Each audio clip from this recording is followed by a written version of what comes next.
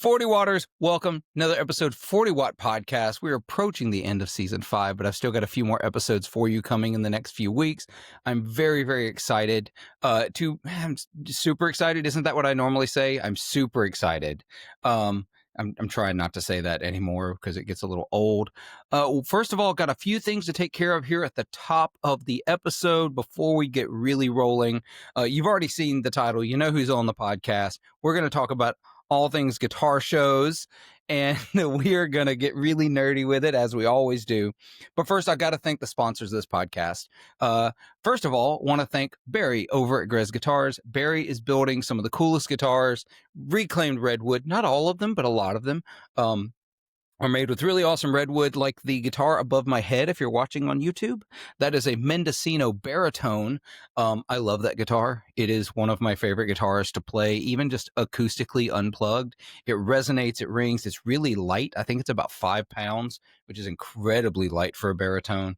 And I think Barry is one of those folks who is starting to build a name for himself. People are starting to know his guitars. People know who he is, and they know the quality that he's building for way too cheap. So go over to grezguitars.com, go talk to Barry, build out a guitar. He'll do what you want. Like, he's all about some weird stuff. He just posted over on Instagram. He built a short scale 5-string fully hollow Grand Tour bass that he's shipping to Australia. It is the most insane thing I've ever heard of. And I'm pretty sure he's building or has built a full scale fretless 5-string version of that bass. Just come with all the loony ideas.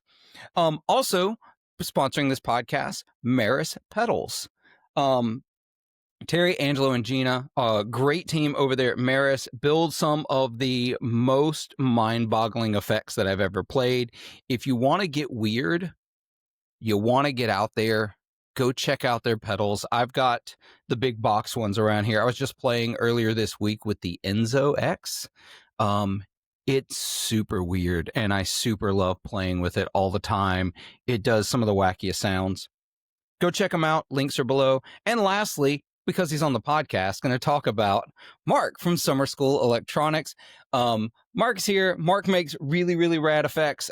Recently, I put the Snow Day Delay on a pedal board and was playing around with that. That Blizzard mode is super wild. It's super fun. You can get pretty crazy with it. So check out Mark. You're going to hear more from him. Lastly, though, and I know we're going long, we're already like 3 minutes into this podcast, but I want to thank the patrons of this podcast. You really do help keep this show on the road. $5 a month gets you this episode ad-free, although I don't always run ads. Sometimes I don't run any ads on the episodes, but also it gets you bonus episodes with all of my guests. You get extra content every week that an episode goes out, like David, who just joined at the medium wattage. Well, medium wattage is the only wattage now. I need to change the level names, don't I? That's the $5. Thank you, David, for joining and becoming a Patreon. Links are below, patreon.com/40watt podcast. All right, that's it. 3.5 minutes. Mark, dude, buddy, how's it going? You're a globetrotter. You're all over the place. I'm exhausted. Yes. It has nothing to do with sync repair. No, I totally didn't just have to do some home repair before we started this. Yeah, I started earlier this year as a joke saying the Summer School World Tour, and it's kind of turned into that. It's so you just finished the Philly guitar show, right? Yes. Yeah, so that's where you just were. I wasn't planning on doing it. Like, that was not on the docket until like 2 or 3 weeks prior, that it was like, oh, do that. That we're doing that too. I have that weekend free. Let's book it. Let's fill that one up too. Yeah. So far in 2025, you have been to, I'm going to start naming some of the ones I know that you've been to. So you've been to, obviously, NAMM. You went to NAMM, not Vietnam, NAMM, the National Association of Music Merchants, North American Music Merchants. One of those. National. I never remember what the acronym stands for. It is national. You're a dues paying member. You know what it stands for. I am now. It's crazy. But, yeah. So you've been to NAMM. You did Fretboard Summit. You did the Brooklyn Guitar Show. You did the Philly Guitar Show. You did something in Rhode Island. Yep. Yep. You did. You sent a board over to Japan. You did Toronto. What else? There's so many more that I'm missing too. I know there's a ton Uh, more. we did Earthquaker Day. We did Empress's Festiversary. We did Oh the yeah, Baltimore Pedal Show. Couple other just like one-off like in-store things. Like we did some stuff around Syracuse. We did Small's Music Shop in Wilmington. It's been a lot. Um, again, I started as a joke of like we're doing the Toronto show and we're sending a board to Tokyo and I'm doing something in like Rhode Island. I'm like, oh, that's like 3 countries. Like, it's the world tour. And then we just kept yeah. booking more and more stuff, and it's been great because some of them we've done a couple times. Like Earthquaker Day, I think this is third or fourth time doing it, and then same with like Brooklyn Pedal Show. This was I think the fourth time, but other ones like the Philly show, it's our first time, and it's kind of funny because like the company's growing. So if I show up, like I don't know, so I'll talk to people and I'll be like, "Hey, what's up? I'm Mark," and sometimes they're like, "Yeah, I watch you on the internet," and I'm like, "That's weird. I didn't know people were watching the internet when Yep. I'm ranting about guitar pedals." Um, but then we do shows a second or third time, and people will show up and they'll be like, "Hey, last year I bought a science fair, and this year I'm buying a class reunion or something." And I'm like, "Oh, that's awesome. That's fantastic that they're coming back and they're checking out more and more." You know what I mean? Um, yeah, just keep going around being guitar pedal salesman across the country. So something we wanted to talk about, and I think is really interesting because I haven't been to a lot of guitar shows. I've been to I've been NAMM and I've done Fretboard Summit and I've done the Amigo Guitar Show, which I think is relevant, and we're going to talk about that here in a second. But you hear things like, oh, the Baltimore Pedal Show and the Philly Guitar Show and Earthquaker Day, and I think what's hard for a lot of people have never gotten to go to these things, and let's be honest, most people have not gotten to go to these. Most people, I see the demographics of those that listen to this podcast. I know where you live, just vaguely, not exactly. They don't give me like street addresses, but um, Got to I pay extra for y'all those. y'all that yeah yeah. Yeah, I gotta. Yeah, you pay extra, or I do, in the form of a private investigator. No, kidding. We're getting creepy fast. But the idea of these shows, it sounds like, oh, it's just the same thing because we rattle them all off in a row. These are very different kinds of shows. Like guitar and pedal shows aren't all the same. Like NAMM is a very different experience to Fretboard Summit. Fretboard Summit's a very different experience to Earthquaker Day. And all of those are very different to something like the Philly Guitar Show or the Amigo Guitar Shows, which are tabletop. Like at the Fretboard Summit, you're one pedal company. There's a handful of pedal companies amongst a sea of acoustic guitar builders and a handful of electric builders.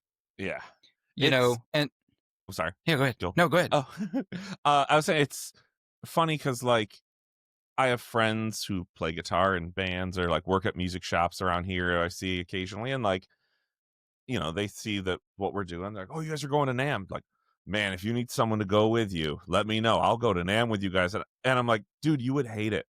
Like, it's not for what that event. I don't want to call it a show. Like, what that event is and what it has to be for me as a company is very different than what it is to like a casual guitar player. Like, if you're a Yeah, casual guitar player, you probably want to go to like the Amigo show or the Philly show or some of those events.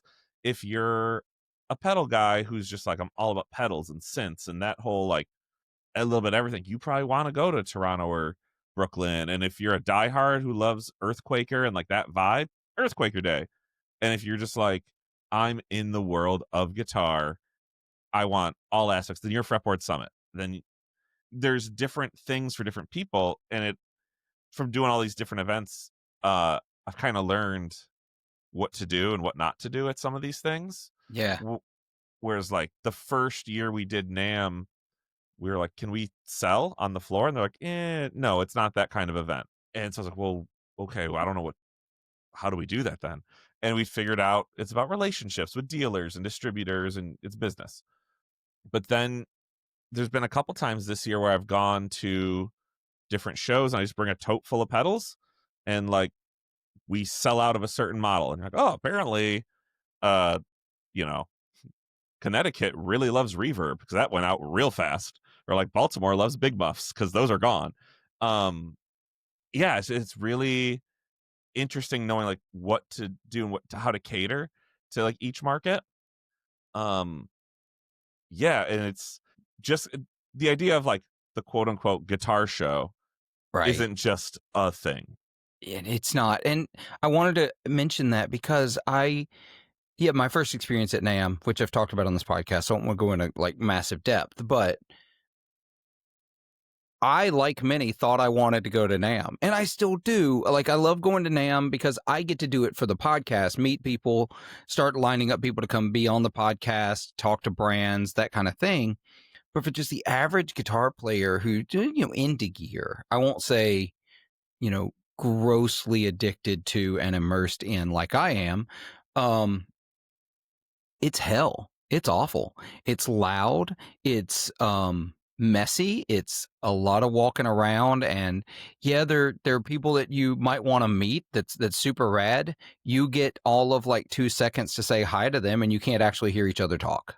Like that's the reality of NAMM, right? And it's funny, like I can't remember if it was on your podcast or Guitar Dads or one of them, like, because we all hung out at NAMM this past year, and I remember afterwards everybody was talking, and I think it was the Guitar Dads guys were like, we saw this person and we played this and we did this and then we hung out here, and I'm like, I want to give my side of that, because like Steve, who went with me, we had everything scheduled out of like, okay, doors open at 10, so before 10 we have to talk to these 5 people and we got to get it done because then we're going to be busy, and then afterwards we have to hear, like, we were on such a schedule because there's only 2 of us. One person had to be like in the booth running everything, and we had to get interviews, and I had to bounce out to Wood Warrior Volts. There was this, doing it for as a business, there was so much that had to get done on a timeline Yeah. that it was just such a different experience than like, oh, I stood in line to check out the Marshall booth for like 20 minutes. I'm like, oh, I didn't have 20 minutes to stand in line. Like, Right. I think I went to certain booths and I was like, oh, I want to check out. Well, I can't. So that looked neat. Take a picture and leave. Like, that's all I could do. Yeah. And that's what NAMM is. And NAMM is about business. And NAMM is about, brands trying to find dealers, dealers trying to find brands for their stores, that kind of thing. But then you go to a place like Amigo, which is the only analog I have to the Philly Guitar Show based on the pictures you sent me and you posted. And I find it interesting, and this is the main thing I wanted to talk about. And listeners, I'm sort of talking to other brands that I know that listen to this podcast, and you're along for this ride, so I hope you enjoy this conversation. But you are out of place at a show like Philly. Like, so you have a show like the Brooklyn thing, or you go to Earthquaker Day, lots of pedal builders, lots of new manufacturers exhibiting and in a space. You go to a place like the Philly Guitar Show, which is similar to the Amigo Guitar Show, and it's really not like that. And it's a place where honestly a lot of stores go that deal in used instruments, go to find guitars and amps and weird vintage things and parts. And like at the Amigo Guitar Show, there's always this one dude that his whole booth is nothing but like miscellaneous guitar parts. You got to dig through like cardboard boxes and like Tupperware containers of like flathead screws from the 1950s that might match that weird guitar that you need something for. Like, that's where the tone lives. Vibe. The tone lives in the flathead screws from 1967. But there's that vibe. There's that, here's a box of no idea what pick guards. Like, we don't know what they go to. Are you building something weird and you want some vibe? Buy one of these things. We don't know what it went to originally. It's fine. But to be a new manufacturer at one of those shows is kind of oddball. Yeah. Well, and so I'm going to here's the story of the Philly show, because that's the most recent one. So the only guitar show of this type that I had been to was like 10 years ago, before I even did summer school, before I built any pedals. A buddy was like, "Hey, there's a guitar show." We live in Syracuse, and there was like a hotel that was doing like in their, conference room, ballroom thing, a guitar show. And just for listeners, Syracuse population's like 100,000 people. It's not a big city. So the guitar show was fairly small. And I remember going, and you just kind of like do a lap around, and you're like, "Oh, that's an old Strat, and that guy's got some Les Pauls, and oh, that's real expensive, and that's kind of weird, and that dude's got like 6 random pedals." Well, that was it. We just saw the show. We did like 2 laps, and we're like, "Let's go get lunch." And that was like my only guitar show experience. And it was fun. It was a nice afternoon. But I was like, "All right, whatever." So about a month ago, I was in Brooklyn doing the Brooklyn Pedal Show, and like that was bonkers. I think that had like, it's the Pedal and Synth Expo. It had like 2,000 people through the door over 2 days. Um, you just did not have a break. Steve and I were both there, and like it was just super fun, crazy chaos. It was great. Um, and I'm talking at one point to Ken, who owns Reverend Guitars, Ken Haas, Mhm. and we were joking because like him and I had run into each other so many times this year. Like we were both at NAMM, we were both at Earthquaker Day, we were both at, I don't know, something else. We just like kept seeing each other. And at the end, I was like, "Hey man, I'll see you at NAMM again." And he was like, "Oh, aren't you doing Philly?" And I was like, "What's Philly? What's going on in Philly? I have no idea." And he's like, "Oh, it's this guitar show that's in like, 2-3 weeks." And in my brain, I'm like, I've seen a guitar show. It's like, not to be judgmental, it's the boomer crowd. That's not my target demographic. It's a lot of guitars I can't afford. I don't know. And he's like, Reverend's there. And he's like, "I do pretty well there. I think you would do well. There's not a lot of pedal guys." So I checked the calendar and the date's blank. So I'm like, well, I guess I'm doing Philly. So add that to I have a problem saying no to things. So I was running late to get down there the day of, and they said you got to be set up by 5 o'clock. So I stroll through the door at 4:30, and the people working are like, "You have to be like set up in a half hour. Like, what are you doing?" And I'm like, "I have 2 pedal boards. I'll be fine." Like, to unzip the bags, and I'm like, "I'm ready. That's cool." And I'm walking around checking it out, and these are just hundreds of thousands of dollars worth of guitars at each booth. Like, Yeah. I just am like looking. I remember at one point I saw like an SG across the walkway from me, and I was like, "That looks neat. Maybe if I have a good weekend, I'll treat myself." And I'm like, "Oh, it's a sale price, $7,000." And I'm like, "Maybe not today." And I'm just the booth next to me. I'm like, "Oh, that's a really pretty Les Paul, 50K." I'm like, "That is pretty. That's great." Yeah. And all the dealers are walking around just making deals with each other of like, "Yeah, I'll take that for 12 grand." And like they're just getting stuff for their shops. And I was like, and like you were saying, as a new brand selling pedals that are around like $200 and under, I'm like, I'm the M&Ms at the checkout line. This Yeah, feels you are. really weird. And I was like, all right, well, the next day I went, I'm like, let's roll the dice, man. This could just be a big wash. I have no idea what's going to happen. And people start coming in, they're doing some laps. And I had people who would come over and check out my booth and be like, "Do you guys have any Boss compressors?" And I was like, "Nope. I got the half day compressor by Summer School Electronics. I really like it, but I'm biased because I built it." Um, as they were just like, "What are these boxes with cartoons on it? I have a Tube Screamer." I'm like, "That's great. We've made more. There's more stuff here. Check it out."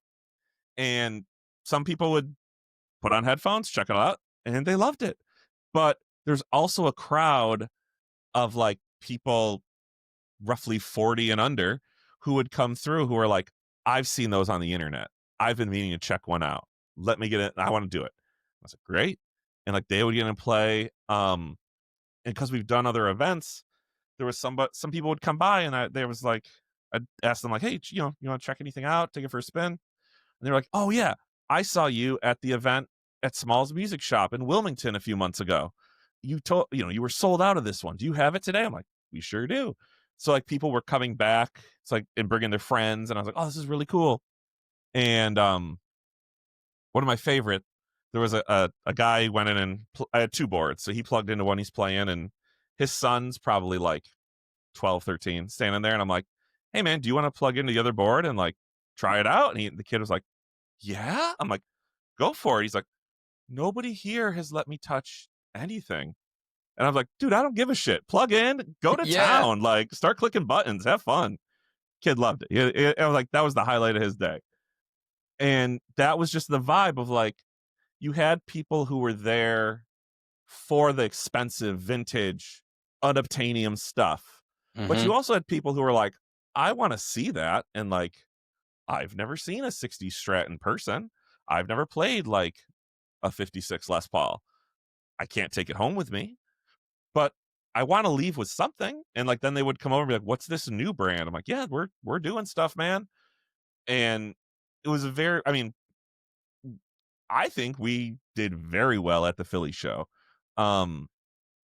Just from this whole thing. And I had no idea what to expect. I'm like, this is great. Cause like there were some newer brands like Guitar White, like Reverend, and there were some other ones that I had never heard of, but there were some newer brands making guitars there. And I think it's starting to become more and more popular to see that, because like not everybody can afford the vintage stuff, but they still Yeah. want stuff. So let's And do I that. think that's an interesting market for brands to start doing, and going to these, tabletop, mostly vintage guitar shows, and bringing, their affordable thing they build. And I think Ken was onto something in that he goes to these, and he's the, Ken, here's Ken showing up with this, like, I don't know what the most affordable Reverend is, like $800, Yeah, $800 they're to $2,000 guitar, somewhere in that range. And yeah. you're at a table next to some dude with a 54 Les Paul Custom. Um, and I got to play one of those at the Amigo Guitar Show in California after NAMM. And like, I walked up to dude in his booth. For what it's worth, the folks who run these booths, some of them are extremely cool and they're real nice. I walked up to the booth. I said, hey, I hate to ask you because there's no world in which I'm buying this guitar, but can I play that? He said, absolutely. And just hands it to me. And like, they don't care. Some of them don't. Some of them don't care. Some of them are royal pains in the ass, but whatever. That's like anything though. You know what I Yeah. mean? Like, Yeah. if you've ever worked at a guitar store on a Saturday afternoon, you're like, I gotta unlock this for okay. And then you just watch, like, please don't drop it, please don't drop it, please Yeah. don't drop Please it. don't drop it. So I understand their hesitancy, but it's also like, Can if you're I gonna ask you to take your belt off? yeah, Risking the harassment suit. Can I please get you to take your belt off before you do dude, this? I'm gonna make it road worn. I'm gonna add value to this. You should be It's thanking me for it's a doing this. service. You should be paying me. Yeah. Oh my god. Do you know how much I Oh charge to age guitars? gosh. Um yeah, But it's so many people were cool about it, and it was funny too, because like so many of them all know each other because they do these shows, mhm. that it was just kind of funny to see like, oh, I'm really in the market for a Mustang, and they're like, oh, you know what, Joe has one over there, go check that out. Like, they kind of know who has what. Yeah. And because there were a bunch of dealers who were there who like came over and were like, oh yeah, I've heard about this. I'm like, let's chat. And like, we got some new dealers like from that Philly show that I was like, I wasn't planning on that. Like, these are Right. more, you sell direct to customers. But some people were like, oh yeah, no, we want more pedals in our store. Like, let's talk, let's do it. It's awesome. And that I definitely got that vibe. I didn't know that. I've been to the Nashville, or the Franklin, Tennessee Amigo Guitar Show a couple of times, but then when I went to the Amigo Guitar Show in Costa Mesa there in Southern California in January, I realized I've seen a lot of these guys before in Nashville. So it's like a carnival. There It are people is. that follow the carnival and they go to all these shows, and so they all know each other. And sure enough, when I went to the Nashville show again with Franklin, I'm gonna get this right. The Franklin, Tennessee show, in March this past year, I took my vintage ES125 that I had, which is a CD. So it's like the thick body, cutaway, dual pickup, kind of an oddball, like a poor man's ES175. And I was just looking. I liked the guitar a lot, but I didn't love it enough to hold on to it long term. And I'm kind of over the vintage guitar thing. I know that's insane. We'll talk about that conversation at That's another what we're time. talking about right I now. know. That's what this I, is. I know. And so I took that, and just mentioning that people know each other. One guy asked me, because I'm carrying around a guitar in a 1960s Gibson case, and they know what a 1960s Gibson case looks like. And like that, it's really bad. So you're walking down an aisle and people are like, hey, what's in the case? Hey, what you got there? Hey, what's that? It's because they're interested. And so the first dealer who stopped me, I was like, hey, what you got there? I said, I've got this guitar. I'm thinking about, getting rid of it, trading, selling, whatever.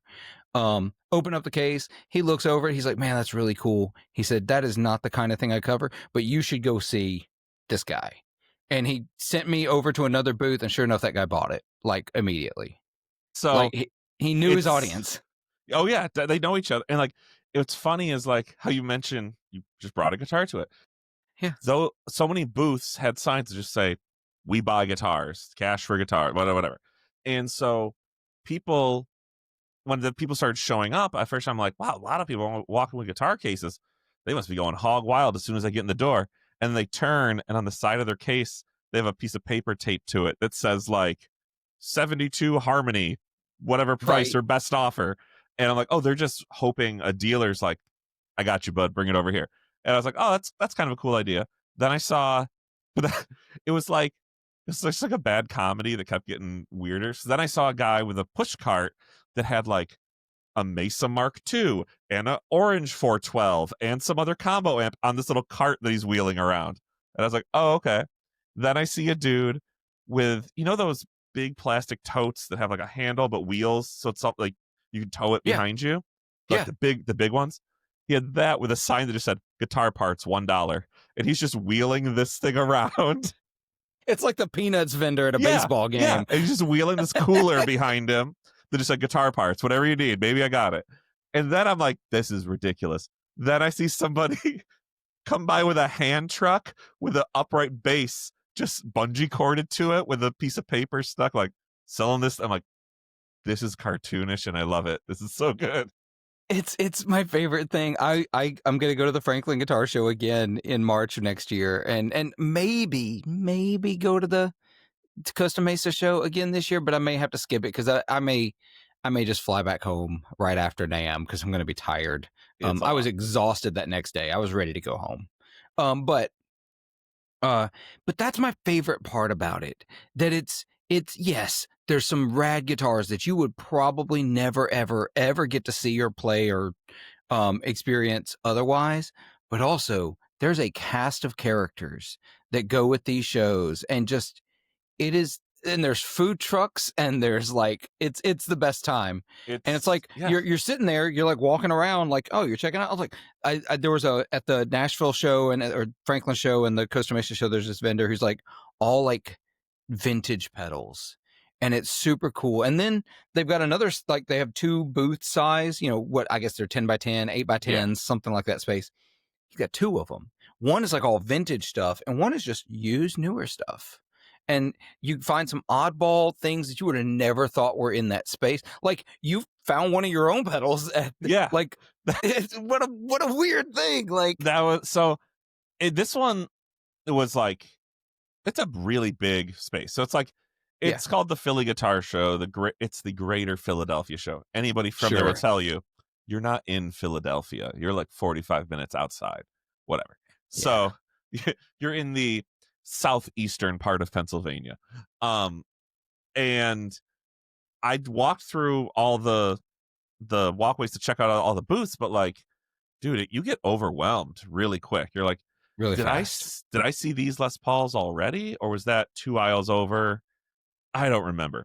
And so there was stuff that I walked right past, didn't notice, or I maybe just never got to because I skipped that aisle. Well, because I could only really check it out when I didn't have customers with me. So it'd be like the hour before doors open or like the 20 minutes after they close. So on one of the days, this guy comes over and we're talking. He's like, "Oh, we have one of your pedals over at our booth. Like we're a new shop from like Long Island, and we just have like a bunch of pedals." And I was like, "Oh, what do you guys got?" He goes, "Oh, we have a report card." And I was like, "I only made like I think there's only like 5 or 6 of those like to the public. I know I only made like 10 of them because they were a pain in the ass to make." And he's like, "Really? It's that rare?" I'm like, "Yeah." And I told him the whole story for Fretboard Summit, how like it was a joke, and then you hit 5 buttons with one stomp and it's chaos and whatever. And he's like, "Yeah, we have it. We're like right over there by a few tables." I'm like, "I have to run over and make a video." Because like those things were just like such a pain to build because they weren't designed. I made it to make one for the event. I was like, once it worked, I was like, great, I never have to make this again. But then when we got some pre-orders, I was like, ah, crap, I really didn't think that through of like how annoying it is to build it over and over. So anyways, he had one, and I was like, that's really funny. I'm like, I could probably do some research and figure out pretty easily who sold it. But yeah, it was just really fun to be like finding, of all the pedals I've made, like that's the rarest and like the most ridiculous. But like it just showed up at the show that I was at. So So it's so weird. fun. And And Oaks, Pennsylvania, for those in Philly that want to argue about where it there, is. It's in Oaks, Pennsylvania. yes, I mean, and to give an idea, it's in expo centers, like the same place they do like the Philly Comic Con. yeah, That's that building. So it it's a was. massive space. I think next door to us, and like we were in Hall B, and then like Hall A was like a vintage clothing expo or something. So the parking lot was really fun when everyone's trying to load in at the time. We're like, I think I know what show you're going to. You smell a certain Then you kind have of the funky. overlap. Yeah. Well, you have the Yeah. overlap. They go to both Well, shows, I saw that and I was like, That's what oh I man, we could have brought the wives and they could have gone to one and we would go to the other and meet up at the end of the day. It would have been great. and that's what I call that's where that middle ground of that Venn diagram there, that's where Fanny's House of Music in Absolutely. Nashville lives. Yep. So, Absolutely. because it is half music store, half vintage clothing store. So it's perfect. Yeah. It was I mean, it was very cool, the vibe of the whole thing. Because that was the other part as well, is we've all kind of known, trying to think how to say this without being like offensive to anybody, but the older, snobbier guitar player who's like, "Oh, you have a made in Mexico Strat? Hmm, that's a cute toy." Like you know who I'm I'm right talking here. I'm about. right here, Mark. Yeah, I'm I right know. here, Mark. I'm talking to him. Um, they're everywhere. You could be talking to them Just right kidding. now. I'm just kidding. Made Mexico Strats are just fine. Played one for But a long time. They're just fine. but I worked in a guitar store. There are that snobby, cork sniffery aura of guitar player, and Yeah. I kind of was like, well, if they're selling these like crazy expensive guitars, ugh, I'm gonna be dealing with that. I don't think I really dealt with anybody like that. People who were there Yep. knew what they were there for. If they would, like, everybody who walked by, I'd be like, hey, what's up, man? Want to check anything out? And some were like, no, it's not my thing. And I'm like, cool, I'll be here. And then there were some people who were like, you know what? I've never seen those, but I'm here to check it out. And it was just a very cool vibe. Other dealers were just like coming up, even if they weren't like buying pedals, like they were just like, what is that? That's neat. Or, hey, I've got to run and I'm going to go grab a bite. You need anything? Or, I'll watch your booth if you got to like do whatever. Like people were just very cool to each other. It was a very, very nice vibe to have. And to be fair, that's at like a lot of the guitar shows and the pedal shows. Most of the events I go to, people are very, very super cool. Shout out Jamie.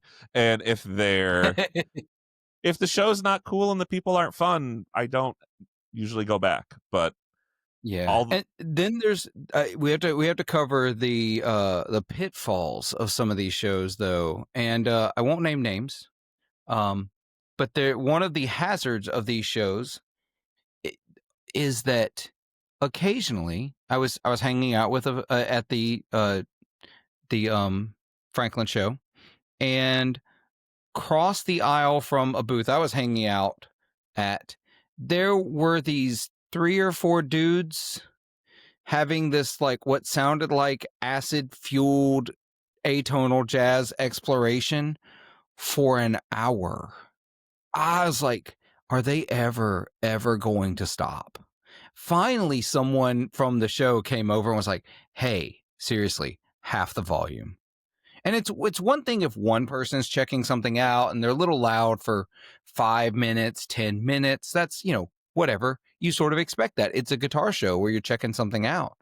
But they were just, like super jazz noodling, super jazz fusion noodling for an hour at a high volume. And there's like 3 or 4 playing at once, right? So it's extra volume. And it's like, hey guys, we get it. We get it. Major Grateful Dead fans. Awesome. Fried your brains in the 60s. Got it. Chill out. I will say in the pedal world, a lot of our pedal shows are headphone only, like headphone amps, like we're using Strymon Iridiums or Which I use sucks. the Not Earthquake. the Iridium, just headphone shows in general. They Honestly, suck. it's so much better than the alternative. So I look, I know it is. I know it is better than the alternative. I'm fully cognizant. I what I still am will like, say, I have no idea what this pedal sounds like in headphones, is what I'm saying. yeah, if you're doing those shows, it's always great if you. So we use the Strymon Iridium for our main board, and I really like Mhm. that because it has an EQ. It's very intuitive to be like it works like a tube amp. You'll be able to figure it out really quick. Yes, it's not going to be ideal to your rig, but more times than not at the show, the person who built it is standing right in front of you. So if you're like, yeah, but how does it go with like a 412? Hey, tell you what, I play it with a 412 every weekend. Let me tell you what it's like. And they're the most knowledgeable person about that product. Um, a little pro tip if you are going to go to these pedal shows, maybe bring some like Lysol wipes because at some of these shows it gets very hot, and the person who tried those headphones right before you might be a little sweaty. So maybe bring some wipes just to disinfect those headphones. Just throwing that out there. It's an idea. Yeah, Um, just bring a whole bottle of Lysol. It'll be fine. yeah, you'll be fine. And then the at the Philly show, that's when I was going there. I had no idea, so I asked ahead of time. I was like, "Should I bring like a little AC-15 or something, or is it headphones or what?" And they're like, please do headphones. Like that's kind of what we want." And I was like, "Well, people are selling vintage amps," so I forgot my earplugs. I picked up like a little box of earplugs on the way, and I'm like, "All right, let's see what this weekend's gonna be." I didn't even open the box because most people were just Yeah. playing the guitar as it is. And maybe once I heard somebody like crank like a, Mesa Boogie or something like on the other side and like ski poppy badoop bow. And everyone's like, all right, we get it. And then it's over. Like they just had to check it and then be like, that's it. Very reasonable volume for the whole thing. I was like, wow, this is fantastic. Um, and like a lot of the other shows, like I know at Earthquaker Day, they have like bands playing stuff, and they were very cognizant this year of being like, we're gonna have the bands play at the end of the day. So for most of it, like they would do like clinics on the stage, but it wasn't over like there's drums and bass. It would be like, no, it's Jamie noodling showing what like a reverse flanger can do. And that but like we were on headphones for that, but you're outdoors and like it worked really well. And same with the Empress show and like all these other ones. Like yes, we would all love to have like a JMP set up at our booth and be like, plug it in, crank it up, man, it's great. It's like Yeah. I know, but that's not happening. So this is the best we can It's not do. reasonable. Yeah, you're gonna if you really want to hear like 40 pedal companies in one building, we're gonna have to do headphones. That's gonna be a thing. And yeah, I think we all kind of know what to expect in that world. Yeah, what I would like to hear is obviously there's a lot of talking as well, so it's not purely silent shows, but I want to hear the show where everybody's in headphones and nobody's talking, and all I hear is the strumming and picking of unamplified electric guitars throughout a hall. just So just the chink chink chink. I'll just I will tell you, one of my favorite things that never gets old is like uh so our snow day delay, there's like 2 delay pedals in once, and I have to show it to people in a very specific way where I'm like, all right, you turn it on, and like, the blue light's on, it's a short delay, and I hear like blink blink blink. They're like, oh, okay. I'm like, you hit the button, now it's the long delay with the yellow, like, blink blink blink. I'm like, then you turn the blizzard mode on, so now they have this like saturation, and all I hear is blink blink blink, but their eyes get really wide. And then I'm like, and then when you do blizzard mode and blue, they're both in like parallel, so you get this like ping pong thing going. And then I just push that button, and all I hear is blink blink blink, but they just make eye contact, and they're just like, oh my. I'm like, I'm sure it sounds great. I'm not wearing headphones right now, so I can't hear anything you hear, but like, you sure look like you're having a fun time. And then like, yeah, I love I it. think that at the Brooklyn show, we were next to the Cusack board, and Brendan was showing some dude some like heavy distortion, like metal pedal, and the guys at that board is shredding. So all I hear is just on this electric guitar, but he's just making eye contact with me, and he's making the most like disgusted guitar player face. But while he's like doing this like shred, all I hear is like all super clean. I feel very uncomfortable right now. So I'm just saying, being on And the that's other what side of the headphone shows table, are, y'all. That's what they are. it's so fun. It's so fun because then people are like, because then occasionally they'll be like, dude, this sounds so heavy. It's amazing. And they give the headphones to their friend to listen to, and they're like shredding, and their friend is like, I'm not into this at all. Because like you tailor it so much to what you want. It's really funny. Yeah. Headphone shows are like a very specific thing. Been that guy. I've been that guy who's like got the headphones on, like, yes, this is awesome. Hand the headphones over. The Yeah. worst part is then you try to play. Now you don't have the sound you had, Yes. and you're like, Yep. oh, sorry, I don't know I don't know how to play this Yeah. without the It's sound. like, is it sustaining still? Because in my head it is, but I don't have headphones. Is it still going? But also, we have had the times where like we did a show and like some kids showed up and like they looked pretty strung out. Like they were having a good Saturday afternoon. And so they're like playing and they're like, hell yeah, man. And I look down, I'm like, oh, you have every light of every pedal turned on right now. And I'm like, all right.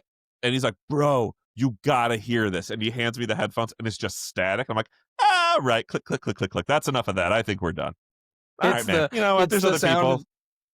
You've seen the new Guitar Center pedal displays that they have in a lot of the stores now, where they're like, yeah, and like I can't tell you how many that I've walked over and started to. A lot of times the amp is off that's underneath the station, and I'm like, I go to turn it on, and then I realize every single light is on. Yeah, I'm gonna let me sit here for a half hour while I turn all of these off before I turn the amp on. Yeah, it's ridiculous. That experience is not the best thing ever. I love that they've got these pedal display stations up now in guitar centers, but that experience isn't fun. Yeah. It's I really love guitar shows now that I've gotten to go to a few, and if I had to pick, I would only go to Fretboard Summit. But if I had to pick, I would definitely prefer to go to those kinds of vintage shows over the NAMM experience. I think it's in the same way that I would pick like stores that specialize in old and used, not even vintage, just older and used stuff way more than I care about. Like I get some hate. And if there are any CME employees listening to this, I'm very sorry. But when I go to Chicago, I'd much rather go to Rock and Roll Vintage than I would go to CME. CME has this like that. No one has ever made me feel this way. No one has ever said, don't play something, don't do anything. But it has this like art gallery feel to it where you're like, oh, you're supposed to look and don't touch. Whereas like you go into Rock and Roll Vintage and you're like, this place is gritty and has the coolest stuff I've ever seen. And like they don't even clean the funk off some of this stuff before they put it out on the floor. It's amazing. Well, and being elder millennials, we are quite we're very familiar with the internet. And so like, hey, a blue American Strat, Cool. I know that if I ever needed one, I could find one within one Google search and it'd be very easy. So Yeah. like whenever I go to stores out of town, my first question is always like, what can I get here that I can't get anywhere else? And if it's like, well, no, we just carry the big brands, I'm like, all right, you're not really doing it for me. But occasionally you get the people who are like, actually, we got this weird dude who shows up and drops off these pedals that he builds, and he just lives in town. And you're like, I've never seen that. I'll never get a chance to play it. Like, let's do it. And like, that's how I found out about Mythos. And so it's but no, like, or you be like, hey, there's this amp maker, or like, hey, actually we got in this guitar. It's this old Japanese thing, super weird, super rare. Check it out. And I think that's why brick and mortar exists, is Yeah. for those special things that you can't always find and you want to hear. Um, and same with like a lot of these shows, you're finding out new stuff. And so many of these builders at these shows, like we said, the dealers all know each other. A lot of the builders know each other too. And it was like funny because I remember the first show we ever did was the Brooklyn show a few years ago. And Steve and I walked in and I think you and I talked about this once, and we were like, what's your brand called? We're like, Summer School Electronics. And it's when you feel like when your grandma asks, like, what's your new metal band called? And you're like, Right. the Hospital Bombers. No, it makes sense to like, in our like group of friends, it's totally cool, grandma. Like, but out of context, you feel silly. Yeah. Being like, I do Summer School Electronics. And they're like, oh yeah, you're over there on that board or that table with like Empress and Red Panda. And you're like, oh, okay. And like now, after doing it a few years, we would be like, hey, we're doing the Brooklyn show. And at the end, we're like, oh, go talk to like Cosmodio and Super Cool and Monger Pedals. We're all going to go get pizza later. Let's figure out what's going on. How are we like, who's carpooling with who? Let's figure it out. And it's Yeah. just, everybody's cool to each other once you start like talking to each other. You know what I mean? It's really fun. The other thing I love about these shows and those kinds of shops, you're like, you want to find that thing that you can only buy there. For me, it's about the endless curiosity, because for everything I don't care who you are that I'm talking to right now. I don't care. However much you think you know about all the stuff that's made, you know such a small percentage of the gear that's out there and has ever been made. And I want to go, I don't want to go and find things that I know how to search for on the internet because I know them. I want to go find the things I wouldn't even know to search for. That's the only way to find that stuff is to walk in a store and see what they've got lurking in a dark corner that nobody's bought because nobody knows what the hell it is, kind of thing. That's how you find the coolest things. I've told the story on this podcast before of a guitar I used to have. I did finally move it on just because it was fun to have for a while, but it was such a weird thing. That I'm pretty sure was a prototype of the Gretsch TK300. And if you've never seen the Gretsch TK300, it might be the ugliest guitar ever made. But this one didn't have the headstock that eventually made it onto the Gretsch TK300. It did have inside the body, underneath the pick guard, it did have like a label made in USA with a 4-digit model number like Gretsch models had. Because most Gretsch models are like 6120, the 3136, or the whatever. We have some other name for them, the Corvette or the whatever. The TK300, I think, originally had a 4-digit, code before they named it the TK300, because they couldn't come up with a name as ugly as the guitar was, that they could actually put on marketing materials. But it was, and there's no way anyone ever copied that guitar. Yeah. Once you look it up, pause the podcast, look it up. They made a bass version too. The bass version actually is kind of rad. But I found that in a local guitar store, and it didn't have strings on it. The bridge was taped to the top because it was a wrap over bridge. So without strings, it couldn't stay on the post. Just found it. Yeah, ugliest guitar imaginable. There's I like that it looks like both pickups are angled, but not at the same angle. Like one looks slightly. It doesn't just look like it. They are. They are angled at different angles. That's not an optical flare. That's not some optical illusion. They are completely. It's so bonkers. It makes no sense. There's nothing ergonomic. There's nothing aesthetically pleasing about any of the lines on that guitar. But it didn't even have a jack. Like, it was missing the jack plate. I couldn't even plug it in to see if the electronics worked. And I looked at it. I said, "What the hell is that?" And they said, "Oh, this is my local shop." They said, that's something Alan brought in. Said, "Just see what you can get for it." I said, "I'll give them $100 right now." And they took it. Wow. You know what I mean? So I'm looking them up right now.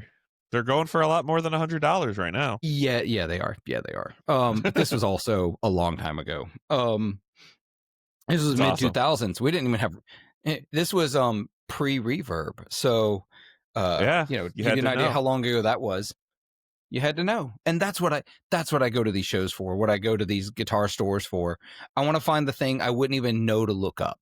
Yeah. And yeah, you can definitely find so many of those, and it's great. Like I said, I do enjoy going to the shows. I love getting feedback from our customers who have, like, people show me, I bought a science fair because I saw it featured on JHS or whatever, and they're like, I like this, I don't like this, or whatever, and I'm like, oh, that's, for me, that's great feedback. That's awesome. And it's really great to meet other builders and people in the community. It's great to show our products to new people, and the more we do, just kind of bringing it back to what I said before, like, not every show is probably for you, the listener, like what your tastes are.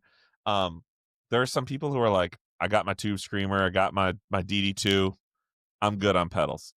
Okay, then maybe you want to go to a vintage guitar show, or maybe you want to go to Fretboard Summit and just kind of be in the community, do the seminars and the classes and all the other crazy stuff.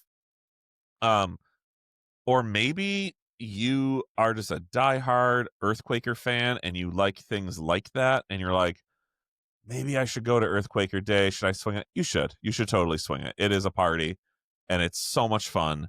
And there's so much cool stuff. And there's other brands, there's other companies. There's recording studios and record pressing plants that are also vending there. Like, just in that world is so cool.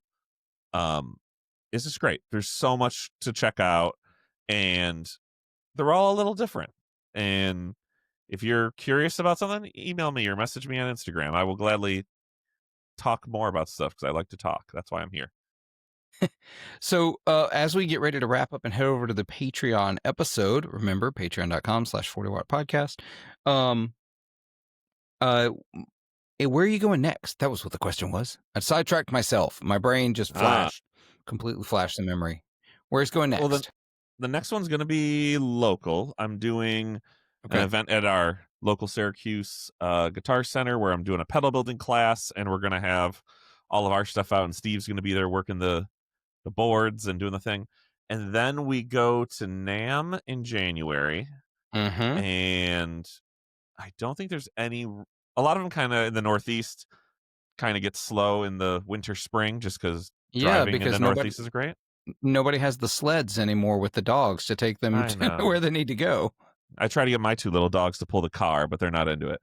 But I might try to be crazy and do some in-stores and maybe do some more pedal building classes, take them on the road. So if you want a summer school pedal building class at your local guitar store, tell them to hit me up and we can talk and figure something out. So yeah, I really have it planned up through NAMM. That's the next big trip. And that kind of, for a company our size, opens some doors and really kind of dictates where the year's going to go.